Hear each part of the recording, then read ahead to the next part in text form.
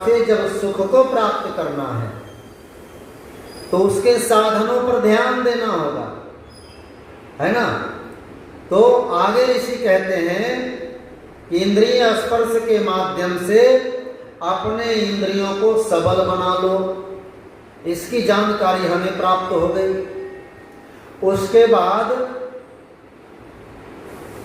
मार्जन मंत्र है ना, जिसके माध्यम से अपने इंद्रियों को पवित्र बना लो, पूर्ण पवित्र कर लो। पवित्रता का संदेश संसार को दे दो। कितना सुंदर उदाहरण ऋषि ने दिया है। और उसके बाद आता है प्राणायाम मंत्र। आचमन मंत्र है मोक्ष प्रदाता, अंग स्पर्श बलों का दाता, मार्जन से आलस्य दूर करे, प्राणायाम सकल सुख लाता। अगर व्यक्ति नित्य प्रति प्राणायाम करता है तो प्राण उसके वश में हो जाता है, और जिसके वश में प्राण है उसके वश में अपना जीवन हो जाता है। इस जीवन से जो चाहेंगे वो होगा। और जो प्राणायाम करता है वह व्यक्ति का मन मस्तिष्क पूर्ण धार्मिक हो जाता है, विचारधारा धार्मिक हो जाता है। और जो धार्मिक विचारधारा का होता है वह कभी भी जीवन से पाप नहीं करता। आजकल लोग संध्या करते हैं, परंतु संध्या प्राणायाम से मुक्त करते हैं। संध्या करते हैं 5-7 मिनट कर लिए, परंतु जब तक प्राणायाम को ब्रह्म यज्ञ से जोड़ोगे नहीं। आखिर ऋषि दयानंद की कैसी व्यवस्था थी, उन्होंने क्या सोच करके प्राणायाम के मंत्रों को संध्या में दिया है। क्योंकि शरीर को सबल बनाना है, शरीर को पवित्र करना है, और अपनी शरीर की पवित्रता के साथ साथ आत्मा को भी पवित्र करना है। और आत्मा की पवित्रता के लिए प्राणायाम अति आवश्यक है। क्योंकि स्वामी जी ने संकेत दे दिया सत्यार्थ प्रकाश में, प्राणायाम करने से धातुओं के मल नष्ट हो जाते हैं। जैसे एक सुनार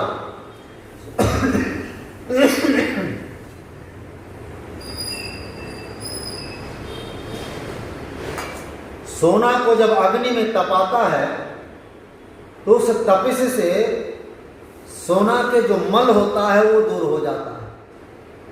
हो जाता है कि नहीं? अग्नि में तपाने से स्वर्ण आदि धातुओं के मल नष्ट हो जाते हैं और वो कुंदन बन जाता है, चमकने लगता है। उसी प्रकार से प्राणायाम करने से शरीर की मलिनता दूर हो जाती है। आत्मा के अंदर जो अपवित्रता है वो सब दूर हो जाता, सब धुल करके पूर्ण साफ सुथरा हो जाता है। हमारे शरीर के धातुओं के मल नष्ट हो जाते हैं। प्राणायाम में इतनी ताकत है। इसलिए स्वामी दयानंद सरस्वती संकेत करते हैं कि जब भी संध्या करने बैठो तो प्राणायाम युक्त संध्या करो। कितनी बड़ी बात है, लेकिन हमने ऋषि की नहीं मानी, बस केवल मंत्र पाठ करते रह गए। इससे आर्य जाति को हानि ही हानि हुई। जो व्यक्ति अपने आचार्य की बात नहीं मानता, जो व्यक्ति अपने गुरु की बात नहीं मानता, उसे पूर्ण विद्या प्राप्त नहीं होती है और विद्या का पूर्ण लाभ नहीं मिलता है। इसीलिए आज लोग दुख भोग रहे हैं। हमने गुरु की बात को अनदेखी की। इसलिए बंधु निवेदन करना चाहते हैं कि आप प्राणायाम युक्त संध्या करो।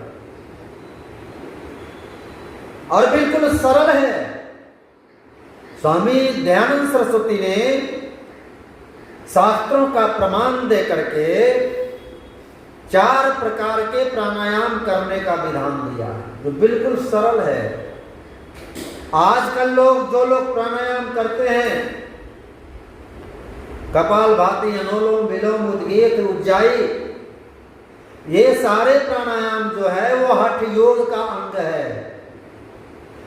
और हठ योग के माध्यम से जो प्राणायाम बतलाया जाता है वो केवल रोगों के निवारण के लिए है। अमुक रोग आपको हो गया तो ये प्राणायाम करो, आपके शरीर में ये व्याधि हो गई तो ये प्राणायाम करो, ये बतलाया जाता है कि नहीं? लेकिन स्वामी दयानंद की महानता, उनका चिंतन, उनका दर्शन को देखो। स्वामी दयानंद कहते हैं ये 4 प्रकार के प्राणायाम जो व्यक्ति प्रतिदिन करेगा वह कभी रोगी होगा ही नहीं, वह व्याधियों से दूर रहेगा। बाह्य वृत्ति, अभ्यंतर वृत्ति, अष्टम्भ वृत्ति, बाह्य अभ्यंतरा क्षेपी, ये 4 प्राणायाम जिसको व्यक्ति नित्य प्रति प्रातः और सायंकाल किया करे। कितना सुंदर चिंतन ऋषि दयानंद ने हम सबको दिया है। शरीर माध्यम खलु धर्म साधनम, शरीर धर्म की साधना का केंद्र है और धर्म का कार्य तभी हो सकता है जब शरीर पूर्ण स्वस्थ रहेगा। और शरीर को पूर्ण स्वस्थ रहने के लिए प्राणायाम अति आवश्यक है। और जब प्राणायाम के माध्यम से शरीर की मलिनता को दूर कर देंगे, मन की मलिनता को दूर कर देंगे, तब आगे ऋषि कहते हैं आगमर्शन मंत्र। आगमर्शन मंत्र का पाठ करो, अर्थ सहित पाठ करो। अब आप कहिएगा आगमर्शन का अर्थ क्या होता है? आगमर्शन का सीधा सीधा अर्थ है पाप से दूर रहना, पाप का परित्याग कर देना। पाप दूर करता आगमर्शन। आज संसार में पाप ही पाप बढ़ रहा है, मनुष्य पाप में लिप्त है कि नहीं? पग पग पर पाप करता जाता है क्योंकि जानकारी नहीं होती। जैसे परमात्मा की व्यवस्था है व्यक्ति ब्रह्म मुहूर्त में जाग जाए, ये दिनचर्या है, मनुष्य को आदेश है परमात्मा का कि ब्रह्म मुहूर्त में जागना चाहिए। ब्रह्म मुहूर्त में जागने वाला व्यक्ति कभी आलसी नहीं होता, उसके अंदर सूर्य की ऊर्जा प्राप्त हो जाती है। स्वामी दयानंद अपना चिंतन देते हुए कहते हैं कि जो व्यक्ति ब्रह्म मुहूर्त में जागता है तो जैसे ही सूर्य उदित होता है उसकी ऊर्जा जागे हुए मनुष्य के भीतर प्रवेश कर जाती है और उसका आलस्य सदा सदा के लिए समाप्त हो जाता है। कितनी बड़ी बात ऋषि ने कही है। अगर हमें जीवन में स्वस्थ समृद्ध रहना है तो हमें सबसे पहले ब्रह्म मुहूर्त में जागना होगा। और ब्रह्म मुहूर्त में नहीं जागते हैं तो समझ लो पाप करते हैं, क्योंकि ईश्वर की आज्ञा का पालन नहीं करना ही तो पाप है। स्वामी दयानंद सरस्वती ने पुण्य की परिभाषा दी है। वेद आदि सत्य शास्त्रों का पढ़ना पढ़ाना पुण्य है, वेदों का प्रचार करना पुण्य का कार्य है, परोपकार का कार्य करना पुण्य का काम है। तो पाप किसको कहते हैं? जो उससे उल्टा, जो विपरीत दिशा में चलता हो वही तो पाप है। और जो ईश्वर का आदेश है उस आदेश के पथ पर चलते हैं वही तो पुण्य कहलाता है। स्वामी दयानंद पुण्य करने की आज्ञा दे रहा है। पाप से बचो, कर्तव्य पथ पर चलो। अगमर्सन मंत्र हमें यही सिखलाता है। अगमर्सन मंत्र कहता है कि परमात्मा सर्वव्यापक है, कण कण में समाया हुआ है। परमात्मा सर्वद्रष्टा है, सब कुछ देख रहा है। अगर ये मनुष्य मान ले कि परमात्मा सब कुछ देख रहा है तो मनुष्य अपने जीवन से कभी भी पाप नहीं करेगा।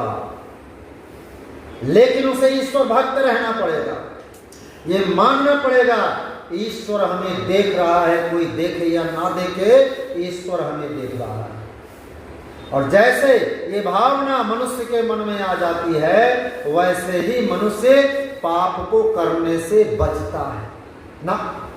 अगर करेंगे तो ईश्वर देख लेगा और देखेगा तो हमें सजा अवश्य मिलेगा, फल मिल जाएगा। अवश्य में भोक्तव्यम कृतं कर्म सुभाषितम्। तो पाप से बचने का एकमात्र उपाय है ईश्वर को कण कण में व्यापक मान लो, सर्वज्ञ मान लो, सर्वद्रष्टा मान लो, सब कुछ देख रहा है, कभी जीवन से पाप नहीं होगा। तो ये मंत्र हमें संदेश दे रहा है ईश्वर को सर्वव्यापक जब मानोगे तो तुम्हारे जीवन से कभी पाप नहीं होगा। कैसा सुंदर उदाहरण। पहले आर्य समाज के लोग महर्षि दयानंद के विचारों को अपने जीवन में धारण कर लिए थे। और इतिहासकार कहता है कि कोर्ट में जब जज फैसला करने बैठता था तो किसी आर्य समाजी व्यक्ति की गवाही सत्य मान ली जाती थी, क्योंकि जज को भी ये पता होता था कि आर्य समाजी कभी झूठ नहीं बोलता। कितनी बड़ी बात है, कैसा हमारा चरित्र हुआ करता था। ये ज्यादा दिन की बात नहीं है, 100-150 वर्ष की बात है। इतने दिनों में ही कितना पतन हो गया कि आज हमें एक दूसरे पर भरोसा नहीं रहा और आर्य समाज के हजारों मुकदमे कोर्टों में लंबित है। हमें खुद पे ही भरोसा नहीं रहा, और भरोसा इसलिए नहीं रहा कि हमने अपने गुरु, अपने आचार्य महर्षि दयानंद सरस्वती को समझा नहीं, उनके कार्यों का हमने मूल्यांकन नहीं किया। जो राह ऋषि दयानंद ने बताया है उस राह से हम काफी दूर जा चुके हैं, इसीलिए हम भी पाप के भागी बनते जा रहे हैं। ब्रह्म यज्ञ का विधान जो ऋषि ने दिया, जो पंच महायज्ञ का सबसे पहला यज्ञ है, उस यज्ञ को भी हमने समझा नहीं है। हम झूठ पे झूठ बोलते चले गए, पाप में फंसते चले गए।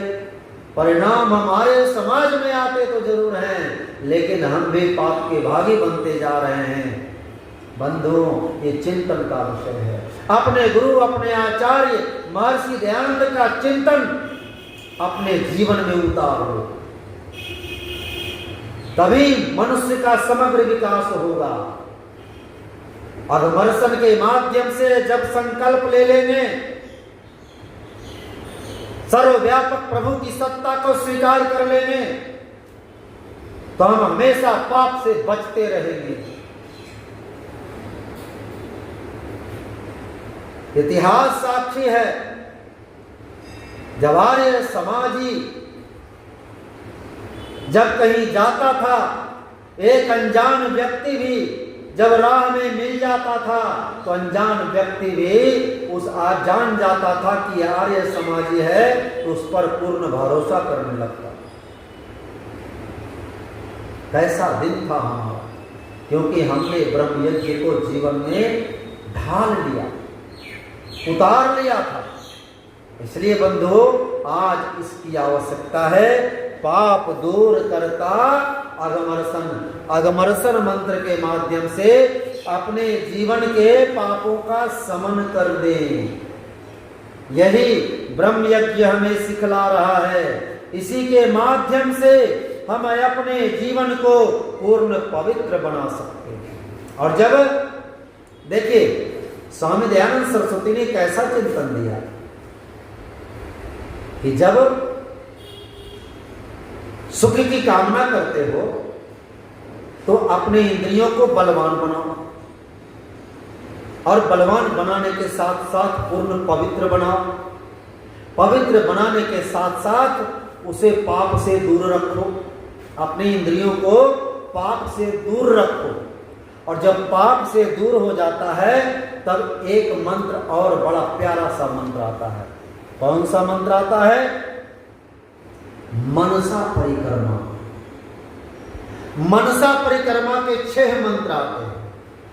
ये मनसा परिक्रमा के 6 मंत्र आप हमारे जीवन में आस्तिकता का संचार करता है। व्यक्ति पूर्ण ईश्वर विश्वासी हो जाता है। इस मंत्र के माध्यम से हम अच्छी तरह से समझ जाते हैं परमात्मा चारों तरफ व्याप्त है, कण कण में व्याप्त है।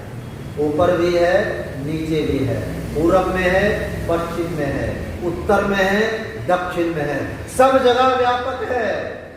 इसलिए मनसा परिक्रमा के मंत्र से हमें प्रभु की सर्वव्यापकता की शिक्षा मिल रही है। हम ये मान लें कि प्रभु सर्वव्यापक है और उसकी व्यापकता से हम सराबोर हो जाएं, हम निर्भय हो जाएं, क्योंकि हमारा परम पिता सर्वव्यापक है। हम क्यों डरें? बस उसका सानिध्य लाभ हम प्राप्त करें। और जब ईश्वर की सर्वव्यापकता को हम समझ लेते हैं तब क्या आता है? उपस्थान मंत्र।